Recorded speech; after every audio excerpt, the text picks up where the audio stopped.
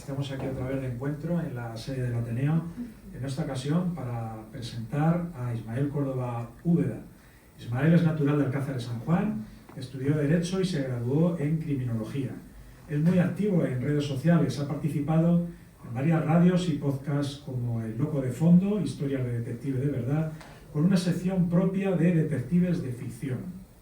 Su pasión y conocimiento por la gran pantalla le ha llevado a participar en la selección de películas de los ciclos de cine jurídico de Albacete, a realizar charlas sobre la década prodigiosa del cine español, la historia del cine español celebrada en Málaga o los programas de Cine y Psicópatas, Sectas 2.0 y Crimen y Castigo, todas estas en Alcázar de San Juan. También ha dado diversas charlas dedicadas al Día del Cine Español. Además de todo esto, Ismael ha coordinado y presentado Cineclubs desde el año 2016 al año 2023. Actualmente dirige un club de lectura y da formación en una academia online. Por lo tanto, bueno, pues le damos la bienvenida a Ismael por primera vez en el Ateneo, espero que sea por mucho tiempo. Sabemos que lo vamos a tener más cercano a partir de ahora y le dejamos, como digo, ya con Ismael y su charla y coloquio Criminales de Cine. Muchas gracias.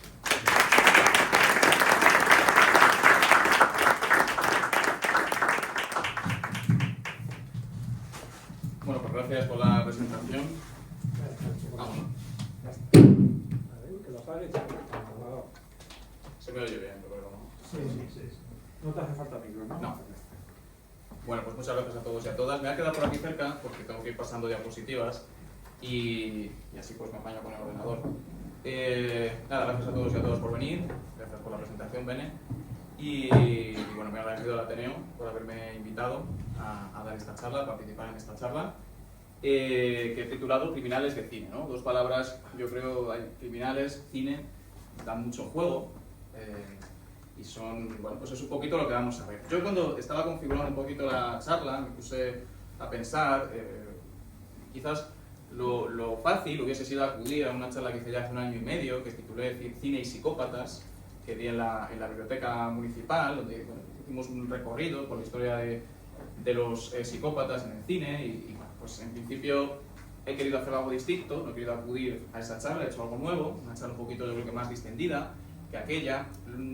La semana pasada estuve también en la biblioteca haciendo una charla dedicada en esta ocasión al psicópata de nuevo, pero me centré sobre todo en lo que hay después. Una vez que una persona es etiquetada, diagnosticada, llamémoslo, bueno, es identificada como psicópata, pues qué sucede cuando cumple un régimen de privación de libertad y bueno, pues qué es lo que sucede después, ¿no? Hasta qué punto esa finalidad de reeducación y reinserción social que establece nuestro texto constitucional se puede cumplir, puede tener eficacia, puede ser efectiva a la hora de aplicarla a un sujeto que pueda tener rasgos de psicópata, ¿no? Entonces, bueno, pues analizamos, ¿no?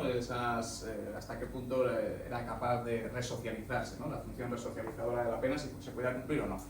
Entonces, bueno, aquí como es la primera charla que hago en el Ateneo, pues he querido hacer algo un poquito más distendido, una aproximación más general a bueno, pues una cuestión que vamos a tratar, que son los criminales, y vamos a estudiar conceptos propios de la criminología utilizando las películas como ejemplo, ¿no? Dos cosas que me gustan mucho, todo lo que tiene que ver con lo criminal y el cine, ¿vale? Entonces, para empezar, las películas. Vamos a hablar mucho de películas, vamos a ver muchas películas, si queréis apuntar o si queréis hacer fotografías a las diapositivas, tenéis permiso, no hay derechos de propiedad ni mucho menos, así que podéis apuntaros las películas porque todas son recomendadas, ¿vale? Todas las películas que yo he recogido hoy aquí son más que recomendadas. El cine, en términos generales, las películas, podemos decir que cumplen una doble función, ¿no? Una película normalmente responde a una inquietud artística, el director, pues bueno, a través de una película hace un ejercicio artístico, ¿no? Expresa una idea, un concepto, etc., ¿no? Esa concepción del cine como arte, sobre todo en los 70, en los 60, fue especialmente explotada con el concepto, ¿no?, del cine de autor y con la reivindicación de la autoría tras la cámara, ¿no? Bien, aparte de eso, también el cine tiene una finalidad que es una finalidad más comercial, más mercantil.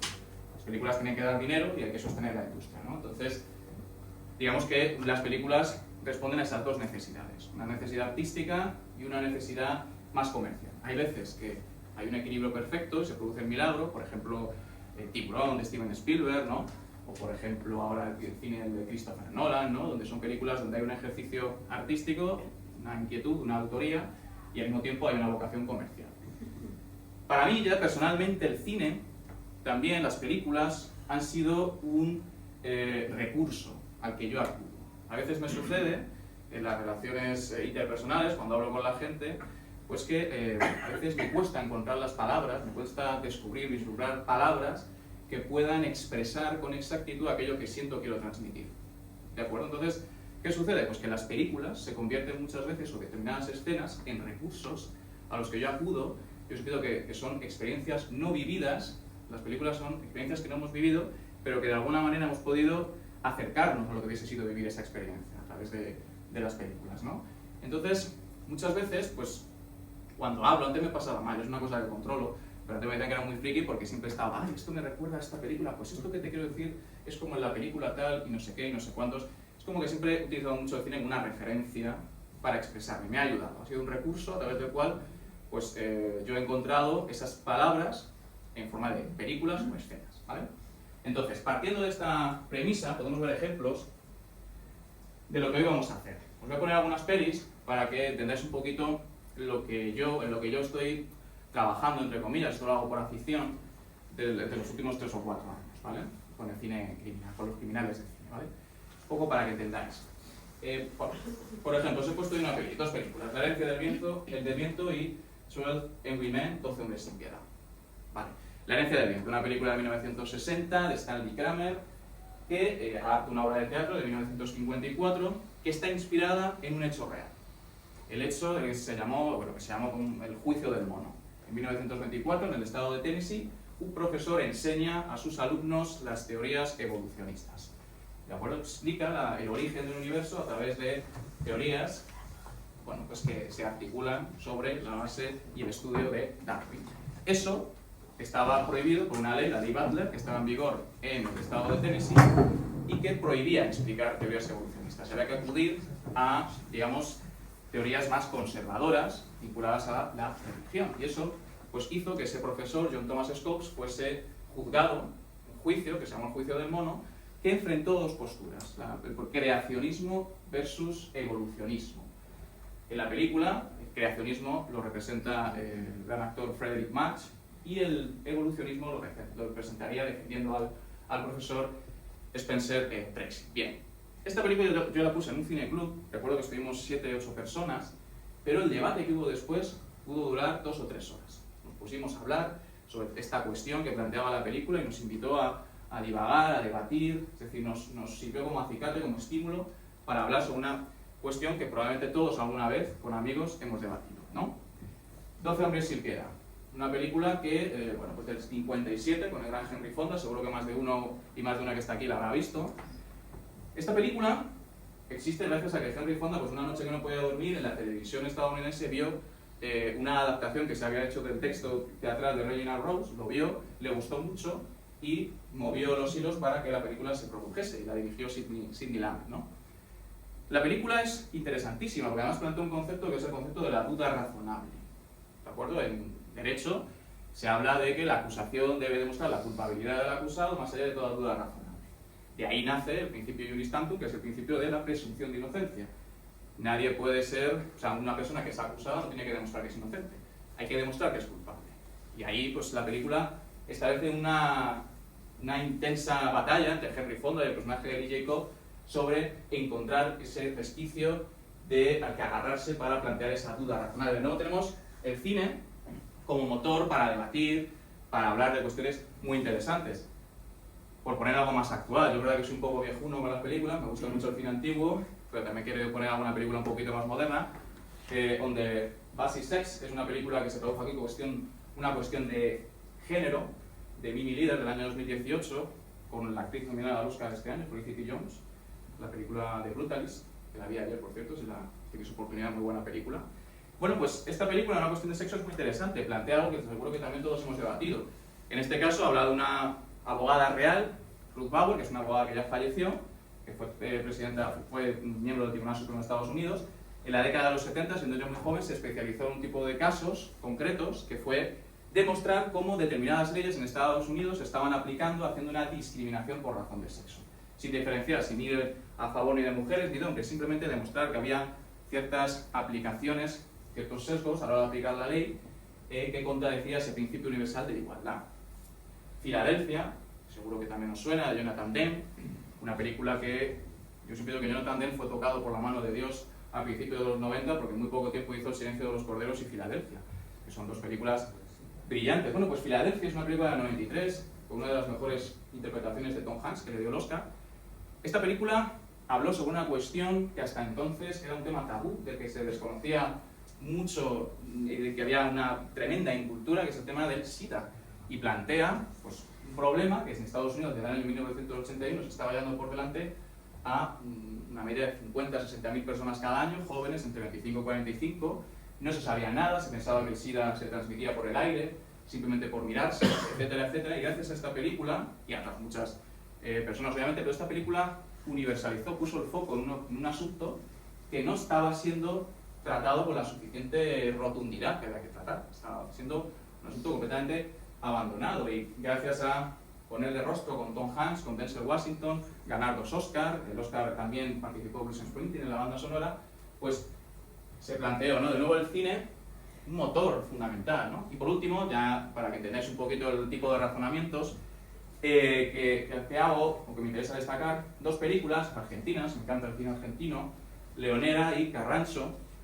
Leonera es una película de Pablo Trapero, del 2003, y es una película interesantísima porque nos cuenta la historia de una mujer que, estando embarazada, da a luz cumpliendo un régimen de privación de libertad dentro de un establecimiento penitenciario, y a partir de ahí, pues la película nos cuenta cómo la ley penitenciaria argentina reconoce la posibilidad de que la mujer pueda crear lo que de allí llaman derecho de lazo o unión con el hijo, y por tanto pueda vivir con el hijo dentro de prisión hasta los 4 años.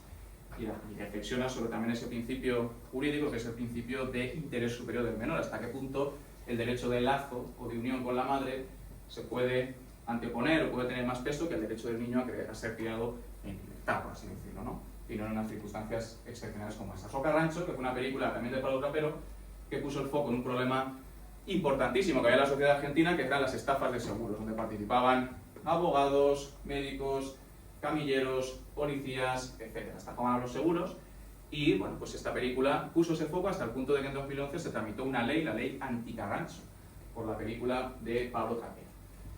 Esto, como digo, es una introducción para hablar ahora ya sí de criminales. Aquí os he puesto, vamos a empezar, ya veis un poco como el tipo de razonamientos que planteo, que hago. Empezamos con los criminales. Ya os he advertido antes que a mí me gusta mucho el cine clásico. De hecho, yo hace ya 5 o 6 años que estoy muy desfasado y muy poco puesto en cine actual.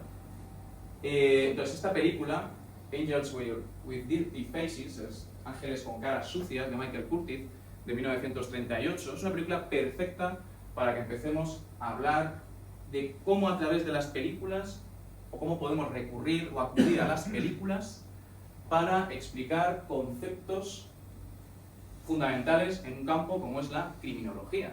Hemos visto ahora mismo algunos ejemplos que también pueden ser utilizados, por ejemplo, en el derecho, ¿no? 12 hombres sin piedad fue una de esas películas que pudimos ver en los ciclos de cine jurídico cuando estudiaba la carrera de Derecho. Aquí, Ángeles con caras sucias, para que os hagáis una idea, cuenta la historia, no sé si la habéis visto, si queréis levantar la mano aquellos que la hayáis visto, no, pues bueno, muy recomendable.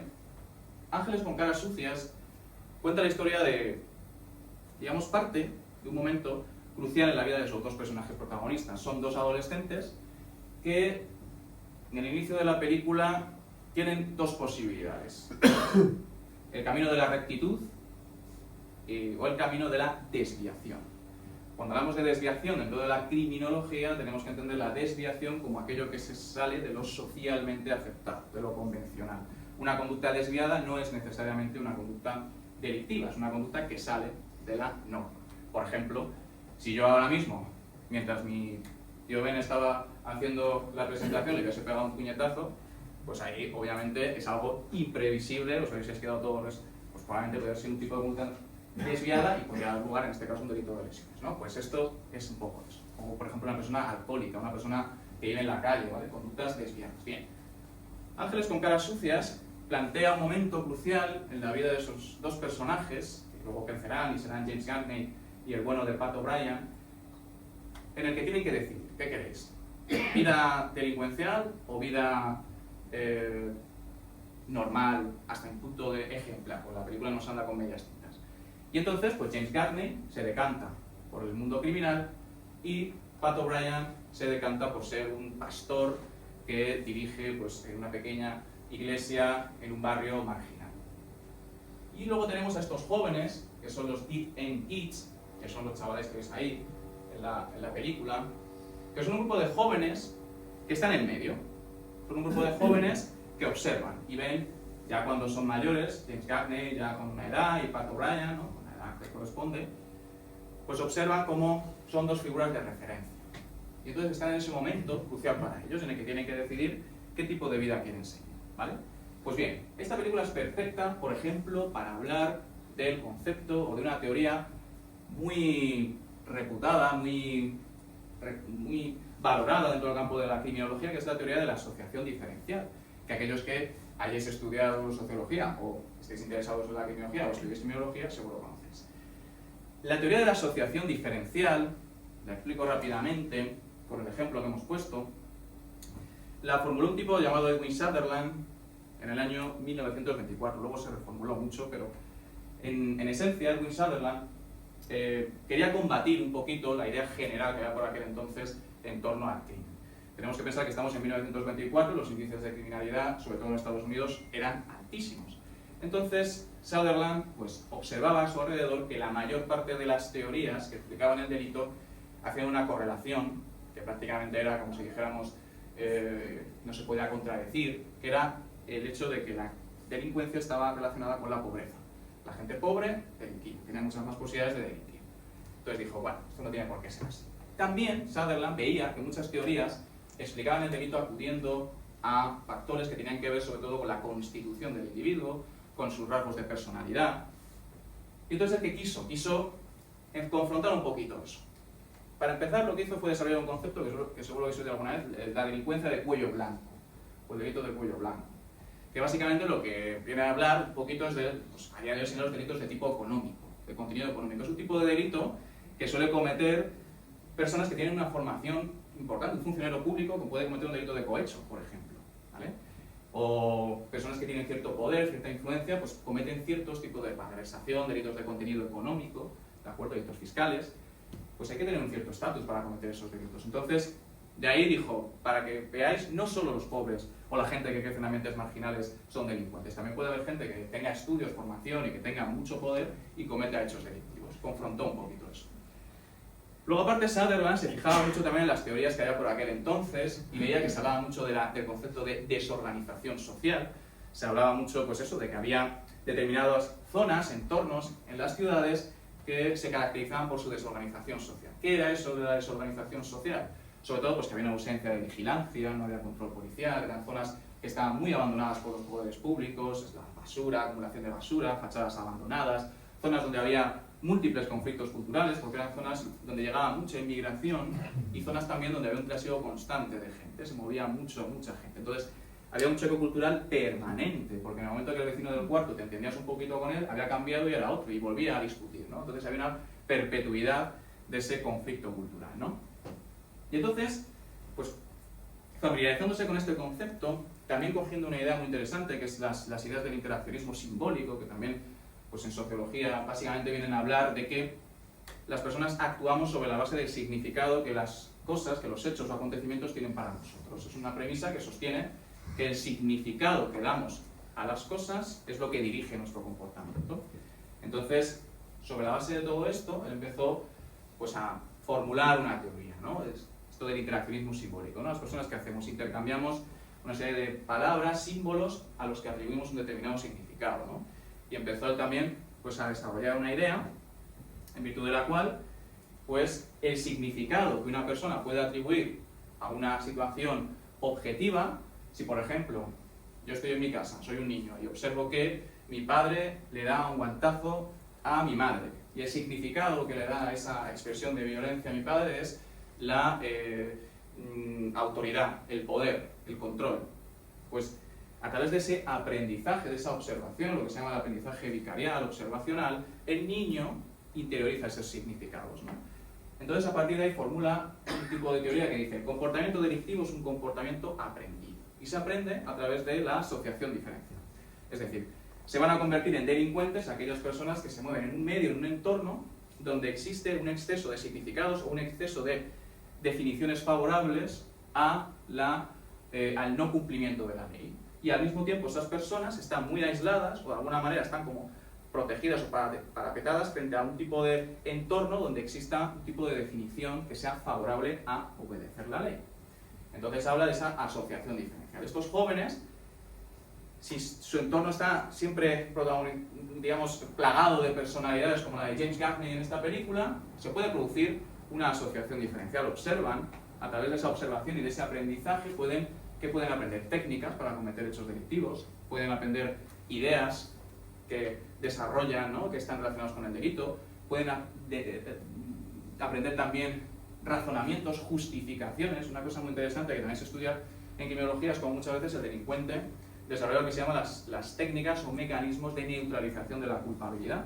Es básicamente, consiste en: me han detenido, y yo en lugar de reconocer que he cometido un delito y soy culpable, por ejemplo, pues razono o me autojustifico diciendo: de vergüenza debería daros a mí acusarme de este delito cuando sois vosotros un sistema corrupto y asqueroso y no sé qué. Condenas a los que te han condenado. O, por ejemplo, apelas a lealtades superiores. Yo he hecho esto porque lo hago por mi familia, porque al final mi familia es no sé qué y no sé cuántos, y el jefe Johnny es el jefe que siempre me ha cuidado y lo hago por él. Bueno, pues todo este tipo de cosas se aprenden, ¿vale? Y a partir de ahí, pues, desarrolla esta asociación diferencial. Él, en vez de hablar de desorganización social, habla de una organización social, pero diferencial. El factor diferencial es lo que os he dicho, es el exceso de definiciones favorables a través del delito. Vemos significados que favorecen o que de alguna manera estimulan el no cumplimiento de la ley, lo aprendemos, lo observamos, lo aprendemos y lo practicamos. Estos jóvenes, los Deep End Kids, como digo, se podrían ir por el camino de James Gaffney, ¿por qué? Por la asociación diferencial, observan, se rodean de eso. O podrían irse con el bueno de Pat O'Brien, ¿por qué? Porque les dice todo lo contrario. Ahí sí hay un modelo que puede chocar directamente con estas premisas que os he dado, ¿vale? Se hicieron muchísimas películas. Mirad, estas pelis son exactamente, no iguales, pero muy parecidas. Deep End, que se tradujo aquí como Calles sin salida, es una película, tenemos a Silvia Sinte de cabeza de cartel, y luego están John McRae y Humphrey Bogart, que harían los papeles que antes os he dicho que hacían James Gaffney y Pat O'Brien, es decir, el papel del bueno y el malo, la referencia buena, la referencia mala. De hecho, se les llama a los chicos de los Deep End Kids por eso, porque hicieron esta película, fue la primera. Luego hicieron Crime School, también con Humphrey Bogart, Hell Kitchen. Todas son exactamente, no digo iguales, pero muy parecidas. Plantean esto. Gente que se rodea de criminales, jóvenes que se rodean de criminales y acaban actuando como criminales, ¿vale? Son todas películas de los 30 producidas por la Warner. La Warner tenía mucho interés en hacer este tipo de cine. Aquí os he puesto dos pelis en las que también aparecen algunos de estos jóvenes, de estos Deep End Kids, y una en la que no. Pero la que no me viene muy bien para lo que vamos a seguir hablando y vamos a seguir razonando y descubriendo, ¿no? Os he puesto ahí la peli Dust Be My Destiny. Creo que se tradujo, esta peli no la he encontrado en español, la he visto en inglés, pero creo que se traduce como Defiendo mi vida. They made me a criminal. Me hicieron o me convirtieron en un criminal. El título ya... Y luego os he puesto I am a fugitive, soy un fugitivo, esa peli es de, con el gran Paul Mooney, ¿no? El actor Paul Mooney. Bien. Las dos primeras también aparecen estos jovencillos, están protagonizadas por John Garfield. Yo siempre he dicho que John Garfield, si no hubiese fallecido tan joven, hubiese sido un actor a la altura de los mejores de aquella época, pero desgraciadamente falleció muy joven. Tiene una peli que se llama, la última peli que hizo antes de fallecer, se llama Yo amé a un asesino, que también sirve un poquito para hablar de cuestiones muy interesantes de, en este caso, de psicología. Tiene películas también, pues El cartero siempre llama dos veces, con Lana Turner. Es uno de los actores pues que desgraciadamente falleció muy joven, ¿vale? Bueno, pues la película, para que os hagáis una idea, la película Dust Be My Destiny, Defiendo mi vida, cuenta como un joven que sale de prisión por un delito que no cometió, pues quiere alejarse de todo, quiere rehacer su vida, tener una nueva oportunidad una vez que sale de prisión. y se va a una granja a trabajar. Ahí se enamora del personaje de Priscilla Lane. Y tiene una mala suerte, ¿por qué? Porque el dueño de la granja fallece de un ataque cardíaco. Claro, él acaba de salir de la cárcel. No hace falta ser un lumbreras para saber que, bueno, pues este señor que ha fallecido en unas condiciones raras, porque como que le da un ataque, pero es todo muy, le ven desde lejos y parece que, pues dice, me van a tirar a mí el marrón, huyo. David me convirtió en un criminal, es muy parecida, es un boxeador que en una entrevista pues tiene un ejercicio de sinceridad sin precedentes, cuenta ciertos trapos sucios de su vida, el periodista hace un artículo que parece una invectiva en vez de otra cosa, y su manager, pues por la cólera, pues le mata al periodista. Pero el que ha quedado fatal en los medios de comunicación es el personaje de John Garfield, al que enseguida le quieren endiñar el tuerto. Soy un fugitivo, básicamente la historia de un tipo que está en el lugar equivocado, en el momento equivocado, básicamente. ¿Qué vemos aquí? Pues son sujetos que parece que están condenados a ser delincuentes toda su vida. ¿Qué es interesante aquí? Bueno, aquí hay, en criminología, hay teorías muy interesantes que se encuadran dentro de lo que se llaman teorías del etiquetamiento. En la criminología hubo un momento en el que se pasó del paradigma causal, de estudiar las causas del delito, las causas de la criminalidad, a analizar sobre todo los procesos, como hace la teoría del etiquetamiento, los procesos, lo que se llaman procesos de definición, es decir, procesos que consisten en interpretar una conducta como desviada, ya sabéis lo que es, ya os dije lo de las conductas desviadas, interpretarla como desviada, definirla como desviada y reaccionar frente a ella. Ya que os pregunto, ¿hay conductas que son intrínsecamente desviadas? Es decir, ¿hay conductas que intrínsecamente podamos decir que son contrarias a lo socialmente aceptado? ¿Hay conductas que son, las conductas desviadas son desviadas por naturaleza? ¿Hay una naturaleza que define la desviación o la no desviación de una conducta? Os pregunto. El hecho de que digamos que esta conducta es antisocial o es una conducta que se sale de la norma, ¿es porque es así por naturaleza? Todos aceptamos algo más o menos común, y lo que se sale de esos cánones... Y lo que sale de esos cánones es... ¿Por qué decimos que se sale de esos cánones? Pues porque más o menos es lo que hemos ido heredando y aceptando todos. Bueno, pues aquí lo interesante... menos frecuente. Lo interesante es que estas teorías hacen referencia a la reacción social. ¿Hasta qué punto la reacción social puede definir o puede determinar una carrera delictiva? ¿Hasta qué punto el modo en que reaccionamos? Pongámonos un ejemplo. Vamos en un coche con un amigo y se pone a 250 km/h. Ese amigo, no sé el límite de velocidad a partir del cual estamos en delito penal, pero entiendo que 250 km/h sería ya un delito contra la seguridad vial y no una infracción. Vale, va 2 kilómetros y para, y no le pilla a nadie, perfecto. Misma situación, otro amigo, igual, se pone a esa velocidad, pero en este caso un radar le pilla. Y automáticamente es un delincuente, es juzgado, es condenado, etcétera, etcétera. ¿Qué diferencia hay entre el primero y el segundo? Que aún no lo han pillado. Respecto al segundo ha habido una reacción, ha habido una respuesta, ¿de acuerdo? Le han pillado y ahí sí hay una posibilidad de que este sujeto pues, quede etiquetado como un delincuente. Esto es lo que sobre todo van a estudiar las teorías de etiquetamiento. ¿Hasta qué punto la imagen social que se tiene sobre nosotros determina nuestra propia autoimagen? Y aquí también se va a basar mucho en las teorías de los roles, dentro del campo de la sociología. Es decir, hasta qué punto el hecho de que a mí me etiqueten constantemente como un delincuente puede repercutir directamente en que yo al final adopte ese rol de delincuente. Hasta qué punto se me puede condicionar, me puede sugestionar, hasta el punto de poder marcar el inicio y la consolidación de una carrera delictiva. Si me tratan como un delincuente toda mi vida, si me señalan como un delincuente toda mi vida y piensan que soy un delincuente, actuaré como un delincuente. Es un poco el razonamiento. Lo interesante del etiquetamiento es eso, es cómo se va a fijar mucho, va a poner el foco en algo que no se había estudiado hasta entonces, que es la reacción, los mecanismos de reacción frente al delito. Esta película es una maravilla, yo siempre la recomiendo, yo soy un fugitivo, es una película, es de Melvin Leroy, y es una película que tiene un final, un alegato brutal. No sé si alguien aquí la ha visto. Bueno, pues es una película para ver, sin lugar a dudas. Las otras dos son más difíciles de encontrar, estas sí que las tuve que buscar bastante, pero Soy un fugitivo, juraría que es una película No sé si, por ejemplo, series veis, The Night Of, que es una serie de Steve Zissou, pues por ejemplo, ¿qué sucede con el personaje? Con el personaje de Night Of es un tío que es inocente, pero que al final acaba asumiendo esa culpabilidad que todo el mundo le echa. Al final, inocente o no es lo de menos, él ha perdido, digamos, ha perdido algo. En ese momento, en el momento de estar en ese régimen de privación de libertad, se le ha ido algo. Hay algo que se ha ido y es una persona que está rota completamente. Bueno, pues una serie también muy interesante, The Night Of. Bueno, pues como veis, analizamos cuestiones yo creo bastante interesantes, ¿no?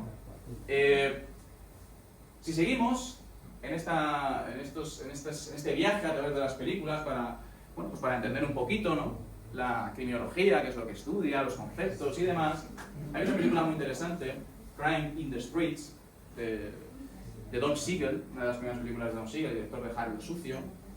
Esta película además tiene un jovencísimo John Cassavetes. Si os gusta el cine, John Cassavetes es director de muchas películas de cine independiente, como por ejemplo Una mujer bajo la influencia, Opening Night, Noche de estreno, películas con Gina Rowlands muy bonitas, muy potentes. Bueno, pues John Cassavetes, que también hizo películas como actor, en esta película interpreta a un tipo que pertenece a lo que seguro que todos hemos escuchado una vez, una pandilla callejera. Estas pandillas que cometen delitos, que hacen ahí un poquito, ¿no?, de hurtos y cosillas ahí, viven en barrios, en los bajos fondos. Bien, Crime in the Streets presenta un personaje de John Cassavetes que es un personaje que está enfadado con él. Es un personaje que está frustrado, amargado, porque la vida no le ha dado la oportunidad de tener ese éxito que le ha prometido. Esto también se estudia en criminología. Esto es el concepto, para aquellos que les guste la sociología, el concepto de anomia. La anomia es un concepto que empieza a trabajar Emile Durkheim a finales del siglo XIX y que habla, sobre todo es un concepto que utiliza Durkheim para explicar los altos índices de suicidio. Y habla de una situación anómica como una situación en la que se produce un desequilibrio en las sociedades entre las normas y los valores de una sociedad y la evolución que tiene esa sociedad. Es como si las normas y valores se han quedado anclados en el pasado, la sociedad sigue avanzando y las personas, según Durkheim, sufrimos un estado de anomia cuando sentimos que estamos desorientados, que nuestras fronteras existenciales están demasiado diluidas, no sabemos muy bien cuál es el sentido de nuestra existencia, no sabemos muy bien, tenemos una sensación de provisionalidad, de incertidumbre, ¿no? Entonces eso era el concepto de anomia. Merton aplica la anomia a la criminología, lo aplica a la sociedad. Y dice, una sociedad será anómica cuando es una sociedad en la que se produce un desequilibrio entre los fines que promueve esa sociedad, por ejemplo, finalidad del éxito y la riqueza, la sociedad norteamericana de los 20 y los 30, y los medios que ofrece esa sociedad para alcanzar esos fines. Hay un desequilibrio, un desajuste importante. Es decir, tú imaginas una sociedad que está fomentando continuamente la riqueza, el éxito, para todo el mundo, no hace distinción entre ricos y pobres, blancos o negros, hombres y mujeres, todos podemos alcanzar riqueza y éxito y todos podemos conseguirlo. Obviamente hay un desequilibrio en las oportunidades de acceso a esa riqueza y éxito, porque no todos disponemos de los mismos medios para llegar a esa riqueza y a ese éxito. Entonces eso que genera la situación de anomia, ¿de acuerdo? Por ese desequilibrio, esa desigualdad. ¿Y cómo respondemos frente a ella? Pues está el conformista que dice, bueno, no pasa nada, a mí esto me estimula y esto sirve de acicate y de estímulo para que yo lo intente y lo pueda conseguir. Esa es la postura ideal, perfecta, ¿no? Ojalá todos fuéramos así, pero no es el caso. Luego hay otra postura, que es la postura del ritualista, que es el que dice, pues realmente estos fines de riqueza y de éxito no hay manera, no tengo medios, no dispongo de las oportunidades, así que renuncio a ello. Hablando mal y pronto, que les den. Luego está el apático, la apatía, que dice, bueno, me encantaría ser rico y exitoso, no puedo, me cachis en la mar, qué asco, no valgo para nada, trae acá la botella de vino que me la da de beber de una. ¿De acuerdo? Busca conductas escapistas para huir de esa frustración.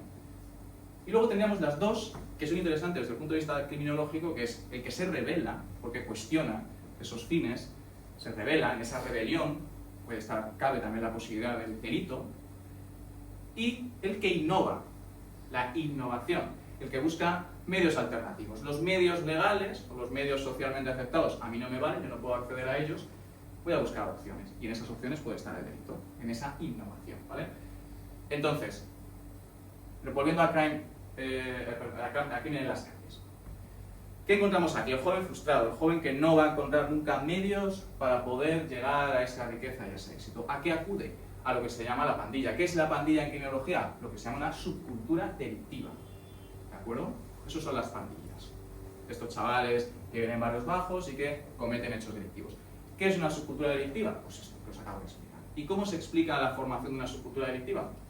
Pues acudiendo a la teoría que os acabo de explicar, la anomia, y acudiendo a la teoría de la asociación diferencial, que hemos explicado antes. ¿Qué tipo de subculturas hay? Pues bien, hay una subcultura que es la subcultura expresiva, que es la que se da en los jóvenes. Eso dicen los criminólogos, los que han estudiado esto, ¿no? Dicen, hay un tipo de subcultura que son sobre todo jóvenes, donde el delito se caracteriza por ser un delito expresivo. ¿Qué expresa?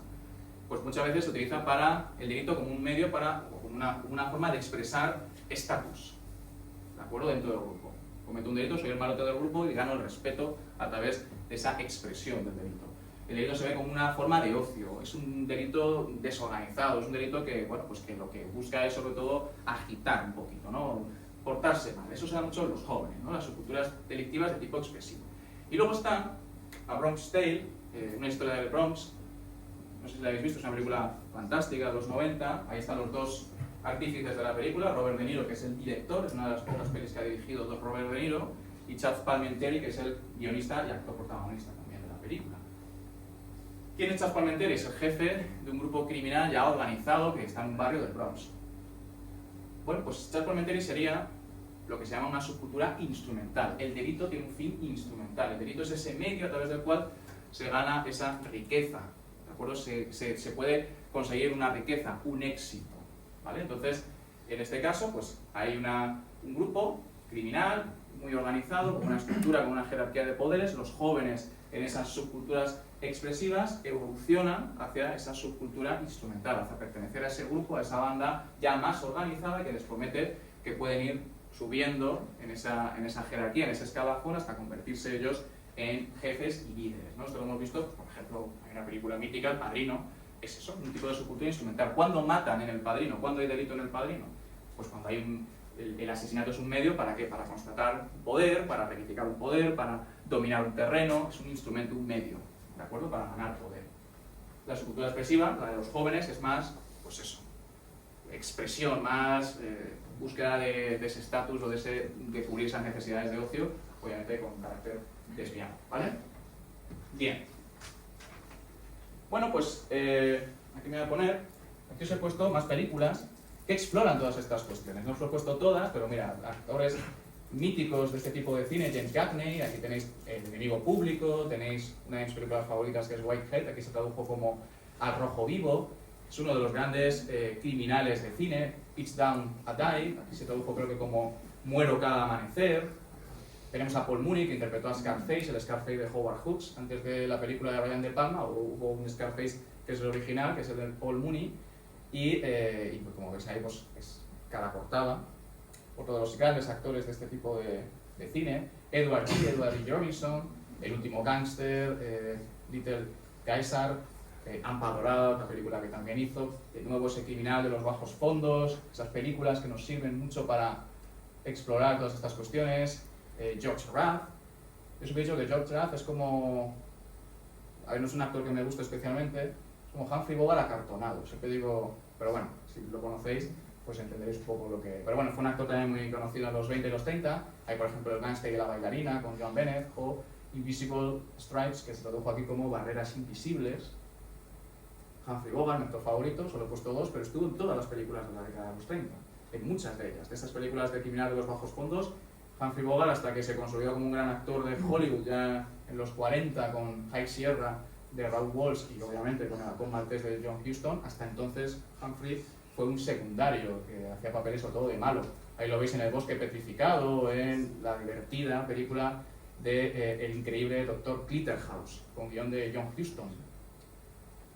Y bueno, y pasamos a un segundo bloque de la charla, en la que nos centramos ya no tanto en ese factor ambiental, social, nos centramos ya en otro tipo de cine también criminal, que también existió en paralelo a lo que hemos ido viendo hasta ahora, que es aquel en el que ya nos encontramos con un tipo de criminal que nos da un poco de miedo.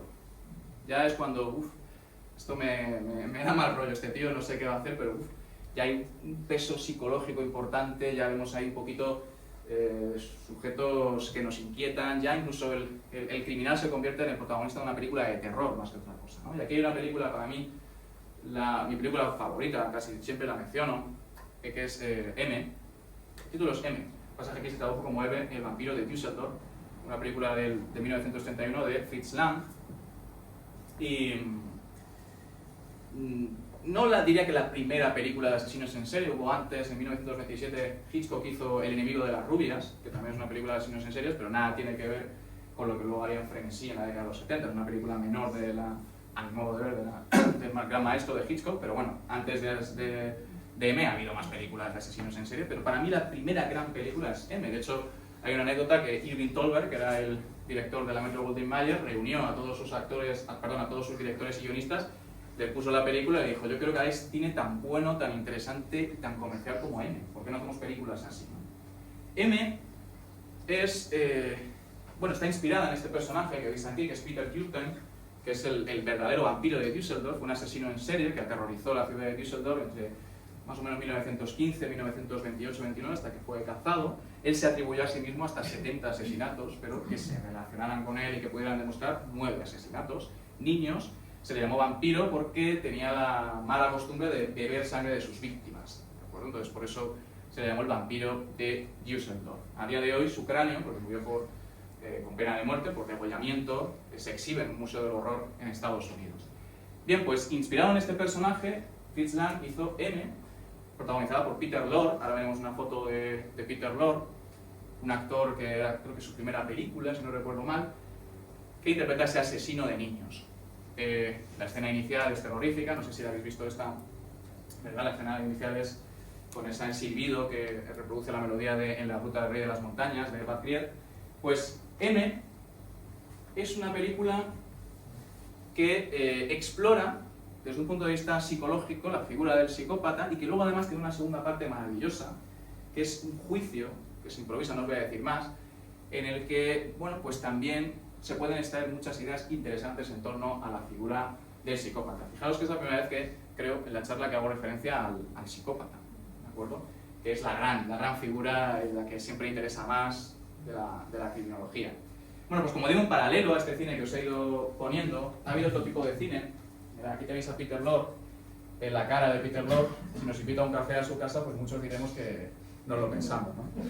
La verdad que era un actor que hizo mucho ese tipo de personajes, tipos taciturnos, que podrían ser objeto de estudio, vamos, Sigmund Freud se lo hubiese pasado pipa con los personajes que interpretaba Peter Lorre. Siempre, pues, personajes un poquito perturbadores, inquietantes, algo esconden, hay algo raro en él. Bueno, pues fue uno de esos actores en los que, digamos, esa apariencia física era especialmente importante, ¿vale? Porque aquí os he puesto otras dos fotografías de otras dos películas muy interesantes. Kiss of the Dead, por supuesto a Richard Widmark, porque es el que protagoniza la portada. Se tradujo aquí en España como El beso del asesino, o El beso de la muerte, no recuerdo bien.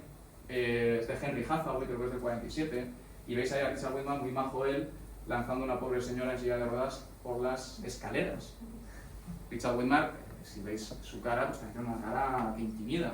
Y ahí tenéis a gran Robert Mitchum en La noche del cazador, de Charles Lawton, interpretando al pastor Harry Powell.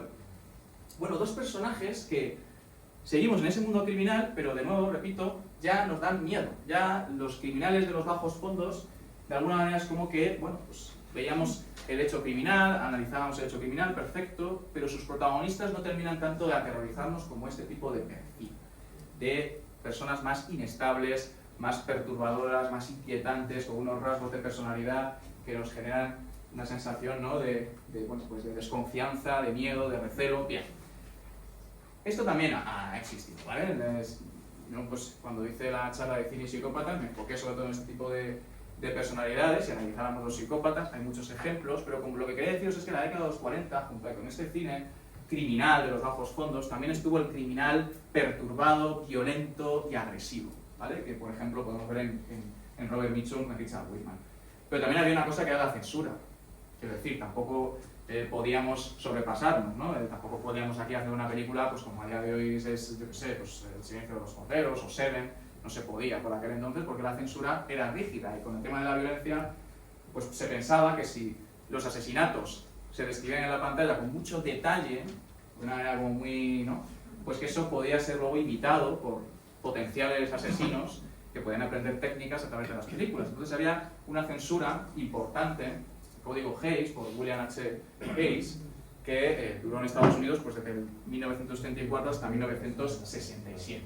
Obviamente, como en España, la censura no siempre fue igual de dura e igual de estricta. Conforme fueron pasando los años, se fue haciendo un poquito más laxa, ¿vale? Entonces llegamos a un año que para mí es determinante en la figura de este tipo de criminal, que es el año 1960. Se estrenan 3 películas que, si analizamos este tipo de personalidad más agresiva y peligrosa, pues encontramos 3 películas que se estrenaron, que se produjeron el mismo año, en diferentes puntos, en Inglaterra, Francia y Estados Unidos, pero las 3 de nuevo ahondando en esos personajes traumatizados, coléricos, violentos, imprevisibles, de una, pues bueno, de una agresividad espontánea, podríamos decir, de repente, ¡pam! Por ejemplo, el personaje de Carl Bowen en El fotógrafo del pánico, la película de Michael Powell y Emmerich Pressburger, el personaje que veis ahí con el rostro cubierto por esa máscara, que inspiró, por cierto, a Pedro Almodóvar con Su piel que habito, es de la película francesa Los ojos sin rostro, de Georges Famille, y aquí abajo, pues, es Norman Bates, de Psicosis. Si os preguntara si pensáis si Norman Bates es un psicópata, ¿qué diríais? ¿Es un psicópata Norman Bates? Tiene pinta. Bueno, curiosamente Norman Bates no es un psicópata. ¿Por qué? Porque Norman Bates, el psicópata tiene una característica fundamental. Y es que diferencia perfectamente bien lo real de lo imaginario, lo bueno de lo malo. Y Norman Bates, pues hombre, si habéis visto Psicosis, tiene una forma de... Exacto, es una persona, es un psicótico, una persona que en términos jurídicos, dentro de la medicina legal y forense, lo que se analiza a la hora de hacer un informe pericial para determinar si una persona está o no en sus cabales, como se dice, es lo que se llama las capacidades intelectivas y volitivas. Es decir, si el sujeto tiene inteligencia, diferencia el bien del mal, y si sobre todo actúa o no voluntariamente. En función de esa certificación que hace a través del informe pericial el médico forense, pues se podrá aplicar, en caso de que sea juzgado, lo que se llama una eximente de responsabilidad penal, es decir, el sujeto no será responsable penalmente, tendrá que ir a un centro psiquiátrico. ¿Por qué? Pues porque es una persona que no está en sus cabales. Podrá aplicarse lo que se aplica normalmente, la eximente casi nunca se aplica, que es la atenuante. Las atenuantes, seguro que lo habéis escuchado, circunstancias atenuantes y agravantes de responsabilidad penal. La agravante es lo contrario, es pues, lo que agrava más el delito, y la atenuante lo que atenúa un poquito la pena.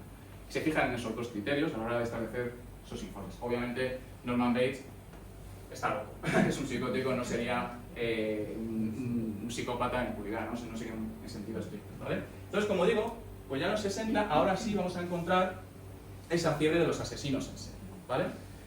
Ahora sí tenemos a esos monstruos a veces literalmente. Aquí tenéis, por ejemplo, algunas películas ya de asesinos en serie, ya Suger Slasher, Yayo, tenemos a Dario Argento con su rojo oscuro, profundo rosso, a John Carpenter con Michael Myers en Halloween, Bob Clark con una película ultraviolenta que es Black Christmas, ¿de acuerdo? Todos personajes, pues los asesinos son pues eso, violencia, agresividad, sangre, todo lo que no hemos visto en la década de los 30 y los 40, pues lo vamos a ver sobre todo en los 70 y en los 80. Los antiguos monstruos de la Universal, de la década de los 20, se convierten en monstruos mucho más violentos y mucho más agresivos. Tenemos a El pesadilla en Elm Street, a Freddy Krueger, tenemos a Leatherface de La matanza de Texas, tenemos al bonito Chucky del muñeco diabólico y tenemos a Jason Bourne de Viernes 13.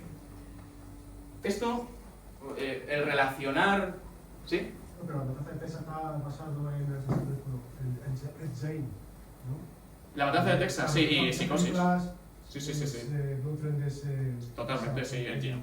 Si habláramos de, sí, todos los asesinos, muchos de los asesinos en serie míticos, Ed Gein, por ejemplo, Robert Bloch, el autor de la novela en la que se basa Psicosis, se inspiró también en el caso de Ed Gein, Efectivamente, hay muchos de los psicópatas están inspirados en personalidades reales exageradas, llevadas al extremo en el cine. Y sí, es totalmente... Entonces, bueno, estos, como veis, yo os iba a preguntar, ¿creéis que el hecho de relacionar estos monstruos, a veces literales, monstruos literales, con la violencia, la agresividad, tiene alguna explicación, alguna razón? ¿Por qué Peter Lorre interpreta a M y no lo interpreta, por ejemplo, Gary Cooper? Por ejemplo. ¿O por qué Anthony Perkins interpreta a Norman Bates y no lo interpreta Marlon Brando? Los rasgos, claro. Y esto también es algo que la criminología ha estudiado mucho, ya en el siglo XVI. Por ejemplo, se desarrollaron ciertas disciplinas, como la fisionomía, que relacionaba el aspecto interno con el aspecto externo. Es decir, las buenas o malas cualidades de una persona se relacionaban directamente con el físico. De tal forma que se hacía un estudio de la fisionomía del sujeto, por ejemplo, separación de los ojos, si están más separados, más juntos, la nariz, si es más aguileña o si es más ancha, si tiene más o menos frente.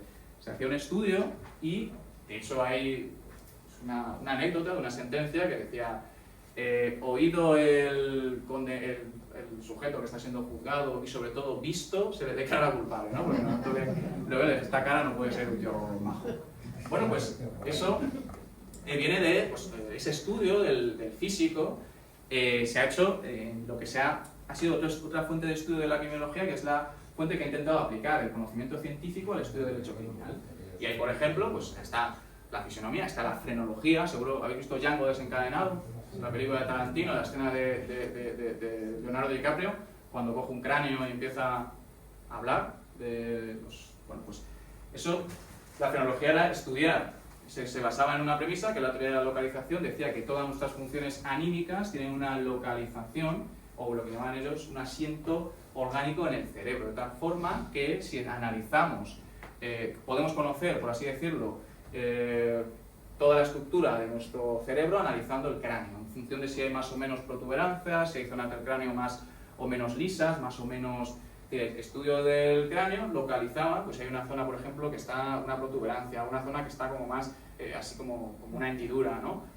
Más desarrollada esta zona significa, esto está relacionado con la violencia, y hicieron esa teoría de la localización dentro de los estudios de la frenología, ¿no? Y luego además ha habido corrientes dentro de la criminología, que es lo que se llama el positivismo criminológico, y aquí destaca la figura del Lombroso, que hablaban de delincuente nato, ¿de acuerdo? Delincuente nato es... pues según Lombroso, pues un sujeto que nace con una predisposición biológica a la delincuencia. ¿De acuerdo? Es como él se basaba en una especie de hipótesis de la regresión y sostenía que hay sujetos que nacen y son como si dijéramos seres atávicos, son como eslabones perdidos de la cadena evolutiva, no han llegado a desarrollarse completamente y son seres salvajes, primitivos, que llevan a cabo pues las hazañas de los personajes de las películas que hemos visto, porque vienen así de serio. Necesitan matar como necesitan respirar, ¿no? Entonces hablo de eso del delincuente nato. Luego también hubo estudios de lo que se llaman las biotipologías, los tipos, los somatotipos, pues el endomorfo, mesomorfo, ectomorfo, es decir, en función de, por ejemplo, yo soy un poco mesomorfo. Una persona más rellenita, pues creo que sería el endomorfo, si no me equivoco, y luego el ectomorfo creo que es el delgadito. Bueno, pues en base a esa se creó todo lo que se llama la biología constitucional, que luego se llama biología criminal, que estudiaba eso. Decían el mesomorfo, el porcentaje de asesinos o de locos que se encuentran en los diferentes penales, en su mayoría son del tipo mesomorfo, ¿no? Entonces todo eso, de alguna manera, nace o se relaciona con esa parte de la criminología que ha intentado explicar el delito acudiendo a criterios científicos, ¿de acuerdo?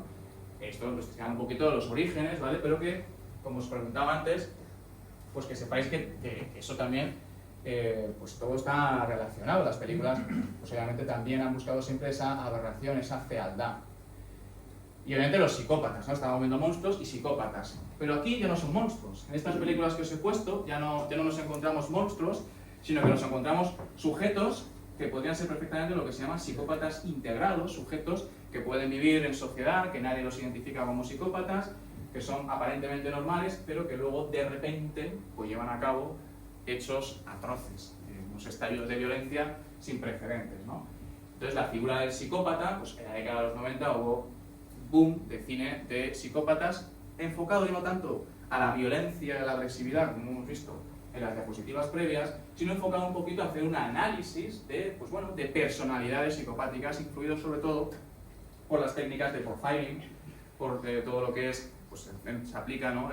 El estudio del perfil criminal, ¿no? Que es lo que muchas veces hay muchas series y pelis, ¿no? Entonces un poco en esa fiebre del perfil criminal, de los perfiladores criminales y todo esto, pues en los 90 sí, pues encontramos películas como Tesis, Zodiac, el asesino de Zodiac, es un caso real, El silencio de los corderos, Monster, un montón, American Psycho, Copycat, en la que ya se centra un poquito en el psicópata, ¿vale? Entonces, ahora os toca a vosotros, me refiero, pues ahora os toca a vosotros preguntar, ¿vale? Os he hecho un viaje muy general sobre muchas cuestiones. He querido plantar semillitas, a ver si os ha interesado, si os ha gustado. Pues oye, el día de mañana podemos hacer más charlas explorando un poquito todas estas cuestiones en más profundidad, que os haya resultado más interesante. Y ya, pues, quedamos a disposición de reflexiones o comentarios o preguntas que queráis hacer. Yo por mi parte ya he terminado. Por allí, caballero, sí. El Jarabo, muy interpretado por Papa Rabanne y todo eso, ¿dónde se cuadraría exactamente? Porque no sé si buscaría dinero, fama, o era, por así decirlo, genéticamente. ¿El qué? ¿El que has dicho? Jarabo, el asino, Jarabo, español, el español. Sí. Sí. Sí. ¿Dónde se cuadraría ese tipo de persona? Bueno? Yo lo podría cuadrar con psicópatas. Bajo mi punto de vista, pues probablemente una personalidad psicopática. El psicópata al final, una vez que él comete un crimen y otro crimen y otro crimen y otro crimen y otro crimen, ahora mismo pues te diría eso, lo cuadraría en un psicópata, porque hemos explicado dos enfoques a la hora de analizar la figura del criminal: el enfoque social, sociológico, ambiental, y el enfoque muy por encima del biológico, que es un poquito más tenso, pero no tampoco entra en detalle. Lo que dice la criminología y lo que dicen los estudios es que normalmente hay una combinación de ambos. Es decir, nunca podríamos decir con total rotundidad o con una certeza absoluta que un sujeto responde únicamente a un criterio biológico o que un sujeto responde únicamente a un criterio social. Siempre suele haber una combinación entre ambos. Siempre suele haber una cierta predisposición. Por ejemplo, los estudios que se hacen dentro del campo de la genética forense se analiza mucho cómo hay personas que nacen con unas características genéticas. Nacimos, por ejemplo, imaginaros, pues genéticamente con una cierta predisposición, este ejemplo lo pongo siempre, a ser sujetos extrovertidos. El factor ambiental, ¿qué puede hacer?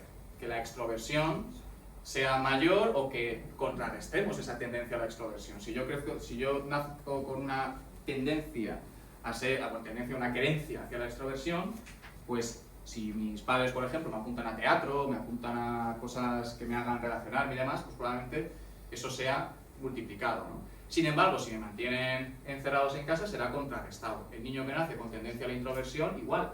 Si los padres le apuntan al teatro y le sacan a hacer actividades, pues esa introversión será menor. Sin embargo, si lo mantienen encerrado y sobreprotegido en casa, será todavía más introvertido, ¿no? Entonces yo siempre digo que hay una combinación entre ambos. Nunca me voy a decir, obviamente hay personalidades que ya, pues, un psicópata, por ejemplo, un perfil del tipo Kemper, del tipo Ed Gein, del tipo pues, Ted Bundy, ¿no? Pues serían psicópatas a todas luces. Es decir, podemos analizar su historia de vida. Ted Bundy tenía una historia de vida también muy agitada, con unos antecedentes brutales. ¿Hasta qué punto esa historia de vida pudo determinar que Ted Bundy acabase cometiendo todos los asesinatos que cometió?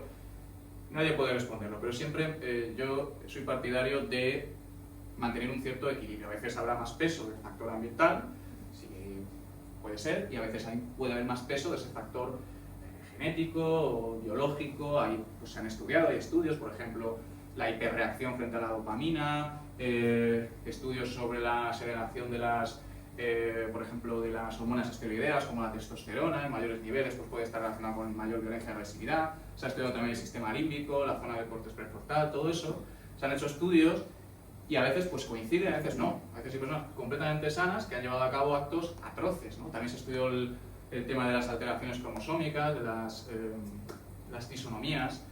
Se dijo que la tisonomía XYY en el par, dentro de los pares cromosomáticos que tenemos 23, el par 23 que define el género, XY, XX, pues que había una trisonomía, la XYY, que decían que podía tener el sujeto una cierta querencia, una cierta tendencia a los comportamientos agresivos. De hecho, por ejemplo, un asesino en serie muy conocido, el Arropiero, aquí en España, uno de los, el criminal más conocido aquí en España, tenía esa trisonomía, XYY, pero nunca se ha podido establecer una correlación directa. Entonces, son muchos factores. Normalmente, pues en la ficción siempre se suele hacer más hincapié en uno que no. Y normalmente, por ejemplo, me gustan las películas de los 30, se hace mucho más en el factor ambiental, en el factor social, en las condiciones sociales de los que crecen.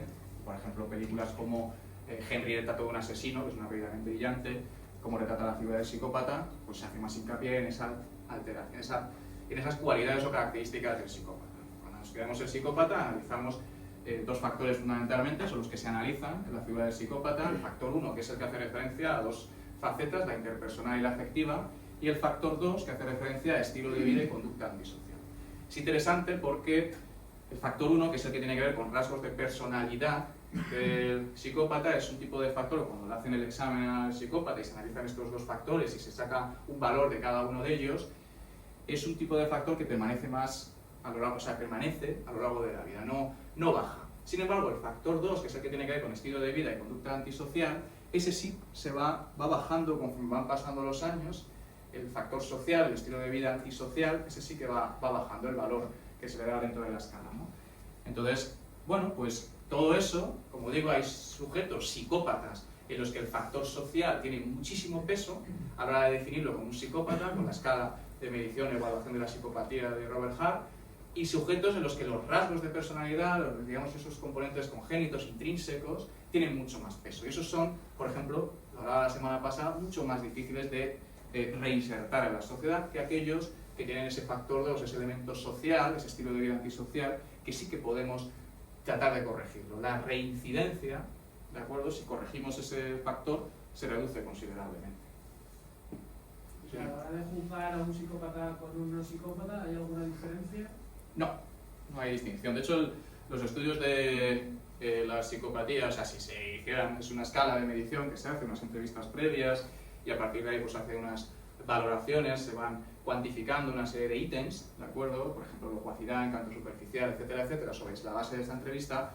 Eso se hace ya dentro del tratamiento penitenciario, cuando ya están cumpliendo una pena, se puede hacer esa escala de evaluación a efectos de determinar, pues bueno, estudios, pues, en este sujeto es de este perfil, vamos a ver si aplicando este tipo de técnicas de intervención con los programas de tratamiento individualizado que se hacen dentro de la prisión, podemos conseguir que mejore en estas cosas o en estas cosas. Pero antes de ser juzgado, como por ejemplo atenuante eximente, el hecho de que sea psicópata no tiene ningún efecto ni como agravante. Sí. Yo quería preguntarte, por ejemplo, la película de Seven ha puesto que era de psicópata, de un psicópata. Sí. Y yo yo para mí creo que era monstruo. ¿Qué diferencia hay entre uno y otro? Yo creo que eso ya, pues el monstruo, a ver, lo del monstruo es, sí, entiendo lo que quieres decir, lo dices por la diferencia que he hecho de monstruos y psicópatas. Son monstruos y psicópatas, ambas cosas. Quiero decir, lo que pasa es que monstruos quería llegar a la literalidad de la expresión con los ejemplos que he puesto.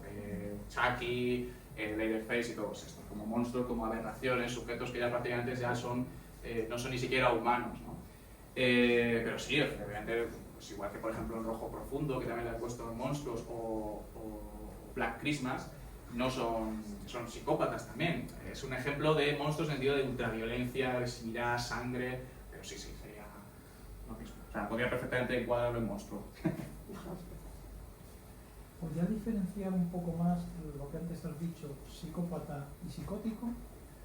Sí, el psicótico es pues una alteración de las psíquica, pues una persona que no es capaz de diferenciar lo que es real de lo que es fruto de su psicosis o paranoia interna. Entonces, cuando se produce ese tipo, eso además está tasado está controlado, por así decirlo, dentro de nuestras leyes, a la hora de juzgar a una persona, es decir, una alteración psíquica que de alguna manera nuble el juicio de esa persona, no actúe cabalmente. Enajenado. Un estado de enajenación, de celotipia descontrolada que hace que pierda todo ese tipo de cuestiones, pues sería... Y el psicópata es... El psicópata es totalmente consciente. Lo que pasa es que tiene, por ejemplo, pues un psicópata describe una característica muy común del psicópata, es la ausencia de empatía, la pobreza emocional. Entonces son sujetos que, bueno, pues, no tienen el sentimiento de culpa o el sentimiento de empatía, que es lo que nos hace, ¿no?, seres sociales y seres buenos, ¿no?, empatizar con el otro, ponernos en el lugar del otro, no lo tienen. Entonces tienen una serie de características, una serie de rasgos. Un psicópata, la psicopatía no es un concepto unívoco, incontestable, inapelable, no, se considera como una configuración dimensional de rasgos. Por eso se dice muchas veces que el psicópata se define por una serie de rasgos, y en función de la concurrencia mayor o menor de esos rasgos en el sujeto, podremos determinar si es o no un psicópata. ¿Cómo se determinan esos rasgos? Se cuantifican con un valor en la escala de evaluación de medición de la psicopatía. A partir de 25-30, dentro de una escala de 40, de puntuación de 40, se entiende que hay una aproximación en rasgos a la psicopatía. Pero no se califica como un psicópata, pues como te pueden calificar a ti de agradable, a mí de divertido, al otro... No responde, es como una especie de eso, de dimensión de rasgos, y a partir de ahí pues hay personas que se aproximan más y personas que no. ¿El psicópata nace o se hace, o ambas cosas? Bueno, eso es una pregunta muy buena, también me la hizo el compi en el podcast que estuve hace poco con él. Si el psicópata nace o se hace, algunos dirán que nace, Lombroso te diría que nace, ¿no?, que te comentaba antes. Yo creo que es una mezcla, no creo que nazca, creo que hay una predisposición, sí que estoy de acuerdo en que hay personas que tienen una predisposición, pero también creo que el ambiente, en función del ambiente en el que crezcan, pueden contrarrestar esa predisposición. Entonces, iré un poquito por ahí. De hecho, como dato curioso, la mayoría de sujetos que definen rasgos de estas características no cometen ningún delito a lo largo de su vida. La mayoría no lo cometen. Sin embargo, los que, por ejemplo, los estudios estadísticos dicen que aproximadamente entre el 15 y el 25 de la población penitenciaria tiene rasgos o está calificado, digamos, es psicópata, ¿vale? Entre el 15 y el 25% en hombres en España serían psicópatas. Es decir, que... Pero la mayoría no lo comete. La mayoría no lo va a cometer a lo largo de su vida. Son pocos los que dan ese paso. Sí que se dice que, por ejemplo, el psicópata integrado tiene una característica, y es que las personas que lleven en su entorno, cerca de él, son personas que lleven atormentadas, se dice. De puertas para adentro son monstruos, como decíamos antes, son sujetos implacables en muchos aspectos, que hacen sufrir intencionadamente a las personas más cercanas, pero de puertas para afuera, total apariencia de normalidad. ¿Una cosilla más? Bueno, si no decís nada... Bueno, nada.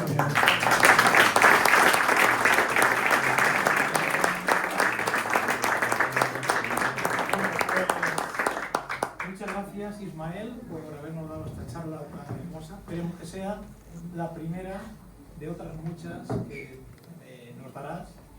Además, tiene la intención de estar con nosotros a partir de ahora e integrarse dentro de nuestra asociación, con lo cual pues para nosotros va a ser muy importante. Aquí tienes tu casa y nada, y espero que con ese ímpetu de que has venido, pues la gente te haya recibido. Muy bien. Y para agradecerte como esta, pues hemos preparado un pequeño detalle para que te acuerdes de nosotros. Y es, bueno, pues lo que nos identifica, que es, Mira, qué chulo. es el anagrama del Ateneo. Muy bien, muchas gracias. Lo hemos personalizado, ¿vale? Muy bien. Y bueno, pues para que nos recuerdes. Gracias. Y luego,